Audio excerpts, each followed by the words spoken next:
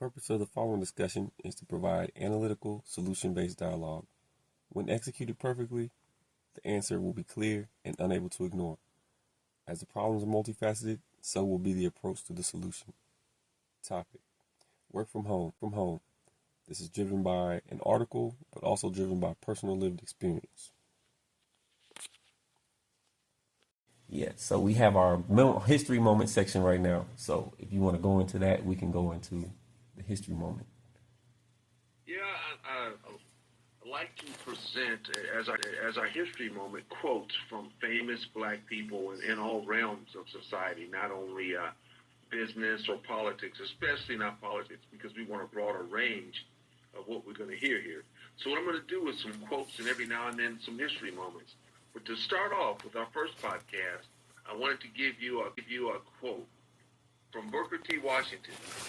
It says, "Few things help an individual more than to place responsibility upon him and to let him know that you trust him," with trust being the key point of that quote.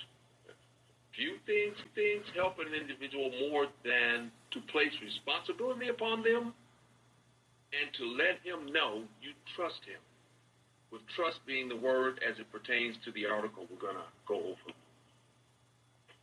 Okay, and I see that and I agree. It looks like there's expectation, and with that expectation, that trust gives some encouragement.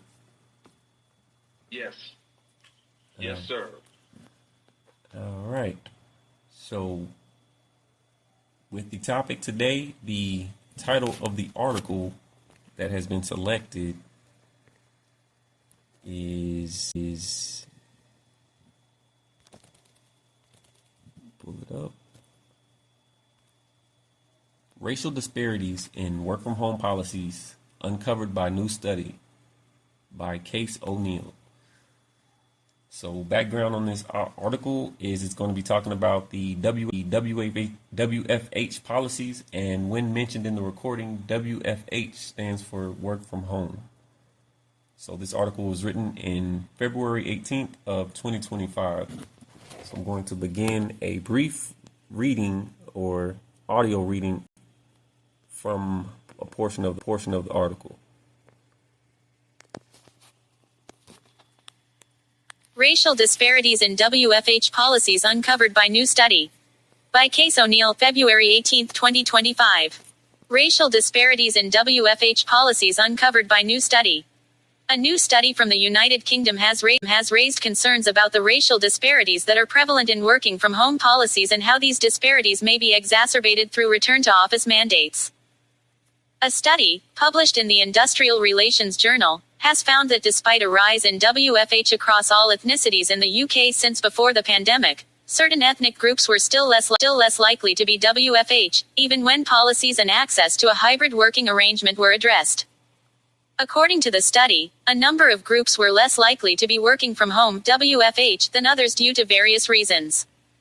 The researchers found that the intersection of ethnicity, gender, migration and parental status all mattered for rates of WFH.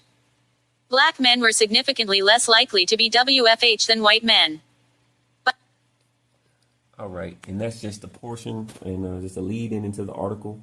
And at the end of that, you can see that it starts going into case-by-case basis comparison at a more granular level, male versus male, race versus race, even to the statistic of married versus married, to show the outcomes regarding how the different comparison of Black men and blacks and or minorities are affected or impacted in comparison to their counterparts or comparable situations. So at this time, I'm going to give the points that I took from this article and things that stood out.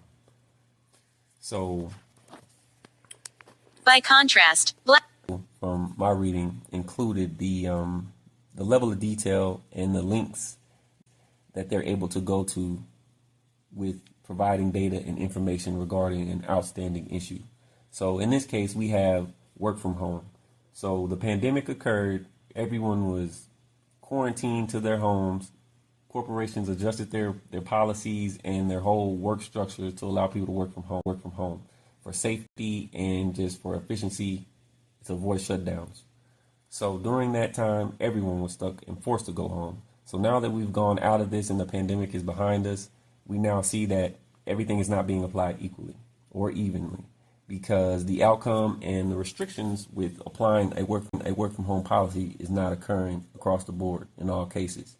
So this article takes us to the information that shows that blacks and minorities negatively not being able to work from home and still utilize this privilege, being first to return to the office, having fears and doubts with even exercising the ability to use the work from home option. So this article presents that. And more significant about this, as far as the details and the extent they're willing to go, this author was an author from New Zealand, and the actual study and details occur in the UK. So looking at that tells me that this issue is something that's known worldwide and is not limited to the United States. As in my personal experience, I can give evidence and to support the idea that it's not being applied evenly as a black male. So the excuse or the option that people might try to provide or present that they don't have the full understanding, or something being a one-off, in just this one article, a country's interest in a group of people affected across the world in another country was of note enough to put in the article. So ignorance, I would say, is not an excuse. The second point, I would say that they were able to make these comparisons in multiple or a multitude of categories. So there is no category where they show that it's not affecting or to the benefit of blacks and or minorities with this work from home policy. So that speaks to the idea that model citizen and the pulling up by the bootstraps and lending to the idea that there's a correct way to do something, to make something occur, is not true, or to affect an outcome. Because in this case, we know that work from home provides an advantage to flexibility, strengthening families, giving you more access to time and saving money. And all those positive things are not at the disposal of the blacks and the minorities that are mentioned in this article, who are not able to fully utilize it and are suffering the consequences from not being able to utilize it. So with that, there was no right way, there was no category that existed for us or for black men or minorities to utilize and benefit from it.